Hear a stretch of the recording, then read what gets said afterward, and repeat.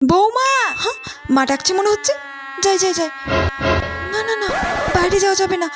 বাইরে গেলেই তো মা যে কোনো একটা কাজ ধরিয়ে দেবে। আর আমি এত সুন্দর করে সেজেছি, সব সাজটাই তো আমার নষ্ট হয়ে যাবে তখন। কিছু একটা বলে ম্যানেজ করতে হবে। কি বলা যায়? মা, আমি এখনো রেডি হয়নি। আমি একটু পরে আসছি, তাড়াতাড়ি এসো। আর কতক্ষণ ধরে সাজবে?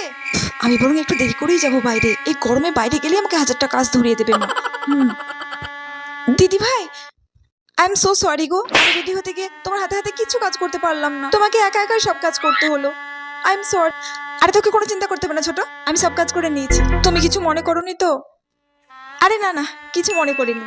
ছোট, খোকন ওদিকে কাঁদছে, আমি যাই ওকে ঘুম পাড়িয়ে আছি। তুই মাকে বলে দিস আমি সব কাজ করে রেখেছি, ঠিক আছে? এবার আমি মায়ের কাছে কেমন ভালো সেজেছি দেখো। মা, আমি এদিকে সব কাজ সেরে নিয়েছি। দিদিভাই খোকনকে ঘুম পাড়াতে গেছে। আচ্ছা ছোট বৌমা, আপনি ওইদিকেই থাকুন।